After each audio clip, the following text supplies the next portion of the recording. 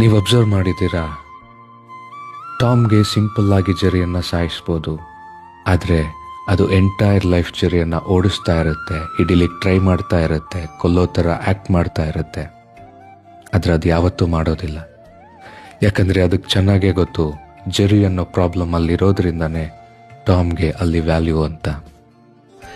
ನಮ್ಮ ಲೈಫಲ್ಲಿ ಕೂಡ ಹಾಗೆ ಅಲ್ವಾ, ಕೆಲವೊಂದು ವ್ಯಕ್ತಿಗಳು, ಕೆಲವೊಂದು ಪ್ರಾಬ್ಲಮ್ಗಳು ಅದಿರೋದ್ರಿಂದನೇ ನಾವೆದ್ದು ಮುಂದಕ್ಕೆ ಹೋಗಬೇಕು ಅಂತ ಪ್ರಯತ್ನ ಪಡೋದು. ಸಪೋಸ್ ಅದು ಯಾವುದೂ ಇರಲಿಲ್ಲ ಅಂದ್ಕೊಳ್ಳಿ, ನಿಮ್ಮ ಲೈಫ್ ತುಂಬ ಬೋರಿಂಗ್ ಅಂತ ಅನಿಸ್ಬೋದು, ನೀವು ಬದುಕೋ ಆಸೆನೇ ಕಳ್ಕೊಳ್ಬೋದು. ಸೊ ಬದುಕಿಗೆ ಮೋಟಿವೇಶನ್ ಆಗಬೇಕು ಅಂದರೆ ಪ್ರಾಬ್ಲಮ್ ಇರಬೇಕು, ಪ್ರಾಬ್ಲಮನ್ನು ಫೇಸ್ ಮಾಡ್ತಾ ಇರಬೇಕು, ಮುಂದಕ್ಕೆ ಹೋಗ್ತಾ ಇರಬೇಕು. ನೆನಪಿರಲಿ, ನಿಮಗೆ ಫೇಸ್ ಮಾಡಲಿಕ್ಕೆ ಆಗದೇ ಇರೋ ಪ್ರಾಬ್ಲಮ್ ಯಾವುದು ನಿಮ್ಮಲ್ಲಿಲ್ಲ.